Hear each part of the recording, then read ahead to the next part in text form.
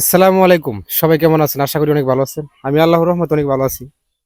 আমি এখন যে জায়গায় বর্তমানে দাঁড়িয়ে আছি, এই জায়গাটা হলো আমাদের ঈদগার মাঠ, যে জায়গায় আমাদের ঈদের নামাজ আদায় করা হয়।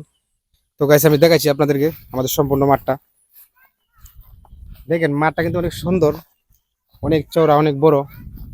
তবে সোলাইকের মাঠের মতো হবে না, না হলেও আমাদের এলাকার একটা গর্ব। আমাদের এলাকার মধ্যে যে এত বড় একটা মাঠ আছে, আমরা গর্ব করতে পারি। নিমগড়টা দেখাও তো ছোট। নিমগড় কিন্তু একসময় দুইটা ছিল। বাত্তি নিমগড়টা ভেঙে আমাদের গ্রামের সিদ্ধান্ত একটা নিমগড় রাখা হয়েছে। মাঠে কিন্তু প্রচুর পরিমাণ ঘাস ছিল। এই ঘাসগুলা কাইটা একদম ছোট করছে, কারণ যাতে নামাজ পড়তে ডিস্টার্ব না হয়। সে পাশে আবার ঘাস আছে অনেক, আর সময় দেখাচ্ছি আসো। তো গাইস, ওইটা হলো আমাদের ঈদগার মাঠের 3 নাম্বার গেট। অনেক সুন্দর একটা গেট।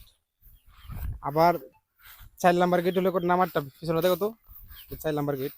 আর দেখেন মাঠে যদি ঘাস না কাটা হয়, দেখেন কি পরিমাণ ঘাস হয়। ঘাস কিন্তু সেম সারা মাঠে এরকম ছিল।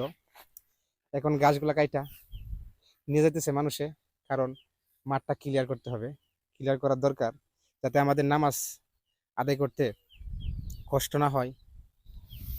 ঈদ মানে অনেক আনন্দ। তো দেখেন এই জায়গাটা সুন্দর করছে ঘাস কাইটা। এই যে আমার আরেকজন বাতিজা দাঁড়ায় আছে, এদিকে দাঁড়ো। এই যে আমার একজন বাতিজা দাঁড়ায় আছে। বাতিজা কি অবস্থা তোমার? ভালো ভালো আছেন একা। হ্যাঁ ভালো, তুমি কি করতেছো? এই তো ঈদ গান আইলাম দেখতে যে আচ্ছা, কাল দিন হলো তো ঈদ, হ্যাঁ। কেমন লাগতেছে তোমার কাছে? এই তো ভালোই লাগতেছে। সে গাছটা আনন্দ। কাটছেন। এই যে গাছটা কাটছেন তো অনেকটা হ্যাঁ, সুন্দর অনেক হচ্ছে। সুন্দর আর দেয়া যাইতেছে। আশা করি এই জায়গাটা কালকে কাটবে। কালকে দিনটা তো বাকি আছে, এরপরে আমাদের মাঠটা অনেক সুন্দর হয়ে যাবে। তো সবাই আমাদের জন্য দোয়া করবেন, আর আমাদের এলাকার মানুষের জন্য দোয়া করবেন।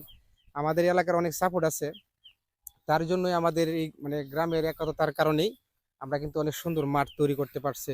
এবং অনেক বড় আমাদের এই গুরুস্থান যে পাশে, সে পাশটা অনেক বড়। তা আমাদের এলাকার যারা আছে, বড় বড় যারা পদে আছে, তাদেরকে আমি অনেক ধন্যবাদ জানাই। কারণ তাদের কারণে কিন্তু আমাদের আজকে দেশের প্রচেষ্টা মানে অনেক অনেক সুন্দর হচ্ছে। আমি দোয়া করি আরো সুন্দর হোক। আর আমাদের গ্রামের বড় যারা আছে, তাদের জন্য আমার মন থেকে সবসময় দোয়া থাকবে। আর আপনারা সবাই আমার জন্য দোয়া করবেন। আর আপনারা সবাই ভালো থাকবেন, সুস্থ থাকবেন। আল্লাহ হাফেজ।